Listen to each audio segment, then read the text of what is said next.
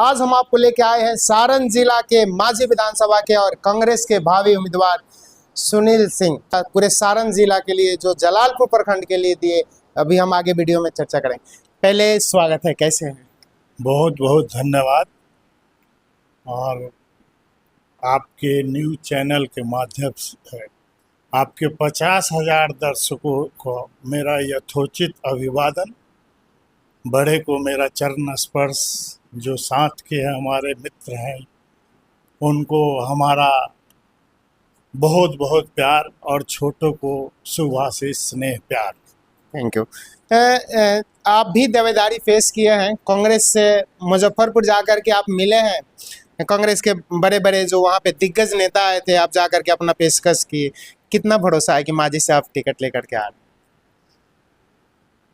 Party ने बुलाया था, इसके पहले भी अजय माखन जी, इमरान प्रतापगढ़ी साहब, प्रणीति शिंदे के साथ मीटिंग हुई थी। और इसके बाद फिर वो सेकंड राउंड में हम लोगों को बुलाया गया था, और पार्टी ने ये आश्वासन दिया कि पढ़े लिखे अच्छे लोगों को आना चाहिए। अब मैं भी समझता था कि समाज को ज़रूरत है अच्छे लोग आवें, जो सामाजिक सद्भावना को कायम करें और समाज में अच्छे काम करें। अच्छा, छपरा में 10 विधानसभा है। 10 विधानसभा में कांग्रेस के खेमा में मतलब पाली में कौन कौन सीट जाने की संभावना है? अभी देखिए, तो बड़े नेतृत्व की बात है, उन लोग जैसा फैसला करेंगे। हम लोग एक कार्यकर्ता के नाते, एक वर्कर के नाते, जो नेता कहेगा सभी चीज़ें मान्य हैं। अच्छा, आपके पिताजी इस जिला के लिए बहुत बड़े मतलब चेहरा है। वह जलालपुर शायद विधानसभा हुआ करता था, उस समय विधायक का चुनाव भी लड़े थे यहाँ से। क्या कहिएगा, मतलब उनके विरासत मतलब बचाने के लिए लड़ाई हो रही है, या मतलब जलालपुर को बदलने के लिए, मांझी को बदलने के लिए? पिताजी का शुरू से प्रयास रहा है कि यहाँ के लिए कुछ किया जाए। हमेशा इस दर्द में रहते थे कि यहाँ कैसे पढ़ाई की, शिक्षा की अच्छी व्यवस्था रहे। वो तो देखा जाता है कि जलालपुर में आप लोग एक एकलौता जलालपुर प्रखंड है कि जहाँ पे गर्ल्स स्कूल और बॉयज स्कूल मतलब हाई स्कूल दोनों अलग अलग आप ही लोग का देना है। जलालपुर में कॉलेज जो शंकर दयाल सिंह कॉलेज चलता है आप ही लोग का देना है। जलालपुर में ITI, मतलब आप लोग शिक्षा पे मतलब शुरू से ही विश्वास किया है। शिक्षा को जलालपुर में मतलब एक बहुत बड़ा मतलब शिक्षा जगत को दिए हैं जलालपुर से आप लोग। बिल्कुल, आगे भी ये प्रयास जारी है कि उच्चतर शिक्षा के लिए क्या करें, और जरूर करेंगे। हम लोग प्रयास कर रहे हैं। पिताजी की ये भी इच्छा थी दवाई की, यहाँ अच्छा हॉस्पिटल बने, यहाँ मेडिकल कॉलेज आए, लेकिन कुछ कारणों की वजह से कुछ ऐसे लोग लग गए, नहीं तो आज जलालपुर में मेडिकल कॉलेज भी होता है।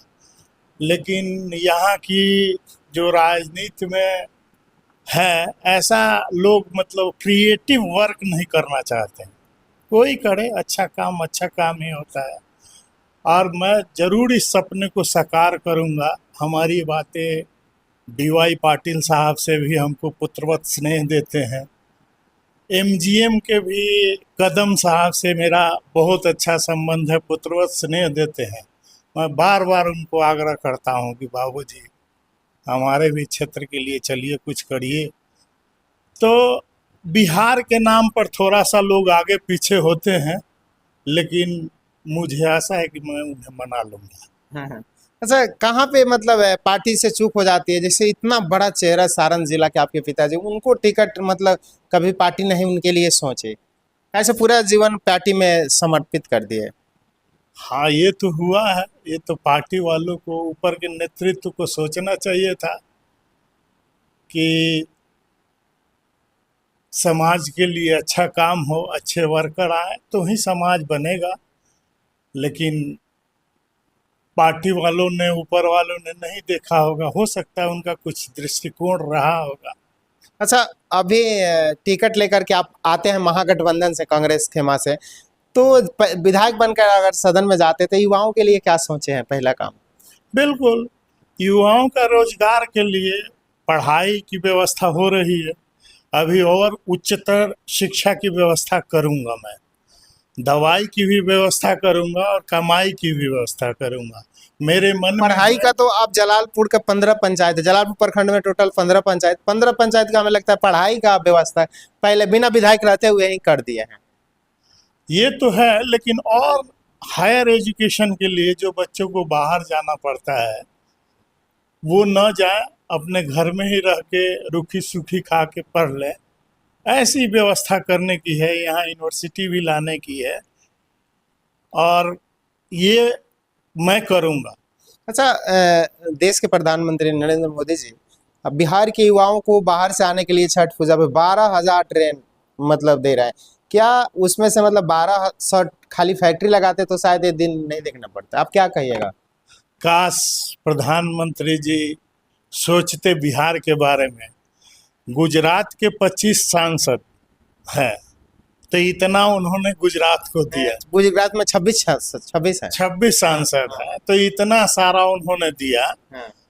और बिहार ने 40 में 39 सांसद दिया, लेकिन बिहार को उन्होंने श्रमिक बना के छोड़ा, कोई उद्योग धंधे नहीं लगाए। अच्छा, यहाँ तक अभी बिहार के बेटे अनिल अग्रवाल जी, वेदांता के मालिक, जो सेमी कंडक्टर की फैक्ट्री है, लगाने वाला बिहारी और लगेगा गुजरात में, और यहाँ के लोग वहाँ जाके वर्कर का काम करेंगे।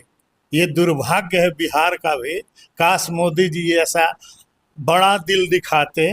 वो गुजरात के अब मुख्यमंत्री नहीं रहे, और वो गुजरात अब देश के प्रधानमंत्री हैं, तो उनको देश के बारे में सोचना चाहिए। लेकिन बीजेपी के जो यहाँ के नेता है सब लोग श्रेय लेते हैं कि 12,000 ट्रेन मोदी जी दिए, मतलब गर्व की उन लोगों की बात लग रहा है। सभी लोग मतलब अपने अपने हैंडल से इसको मतलब प्रचार कर रहे हैं। उनको यही नहीं समझ में आता है कि मोदी जी आते हैं और सहरसा में हरी झंडी दिखाते हैं और बोलते हैं कि अब मजदूरों को कोई तकलीफ नहीं होगी।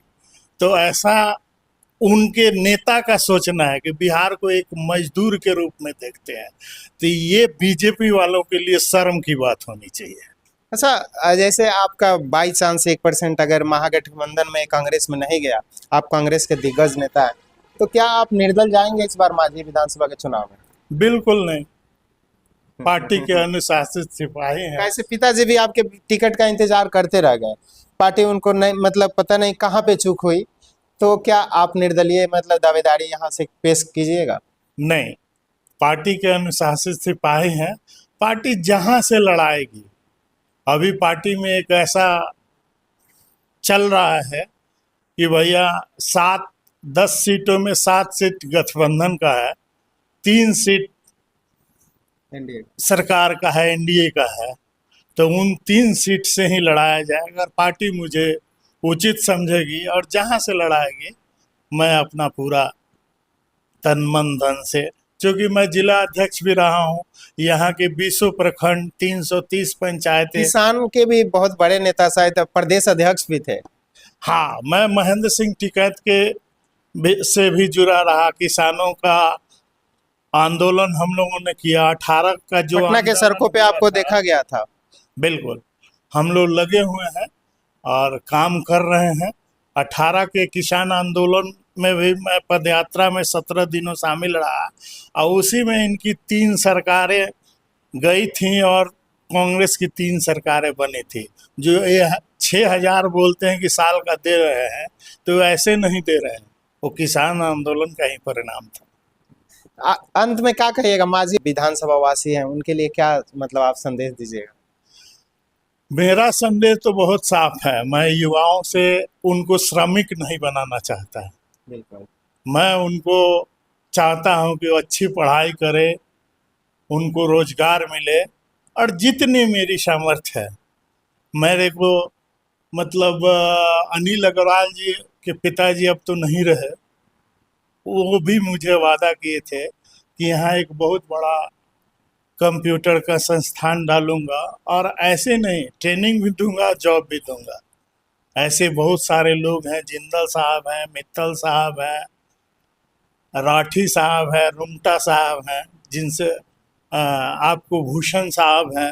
भूषण जी से भी मेरा बहुत अच्छे ताल्लुक है। और मुझे हमेशा इन लोगों ने पुत्रवत स्नेह दिया है। मैंने बार बार उन लोगों से ये मांग की है कि हमारे क्षेत्र में भी कुछ किया जाए, लोगों को रोजगार दिया जाए।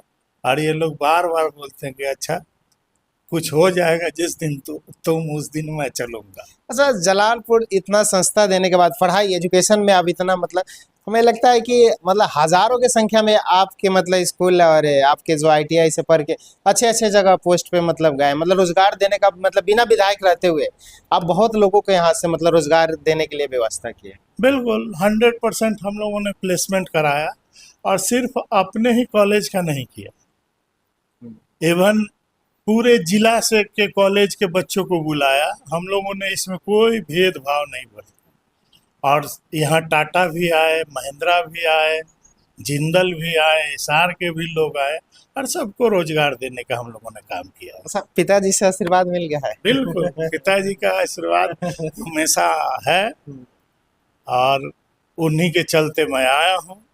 पिताजी ने बोला कि अब बाकी काम छोड़ के और यहाँ के लोगों जो का उनका सेवा करना। अधूरा सपना है आपको पूरा करना है। बिल्कुल उन सपने को साकार करना है, और जरूर इनके आशीर्वाद से मैं ये सपने को साकार करूंगा। चलिए, बहुत बहुत धन्यवाद। बाकी आप इनके बातों से कितना सहमत हैं? कांग्रेस के दावेदारी पेश किए हुए हैं सुनील सिंह हैं जो भावी प्रत्याशी हैं मांझी विधानसभा के, तो आप इनके लिए कमेंट करके बताएं कि इनके बातों से आप कितना सहमत हैं। जय हिंद।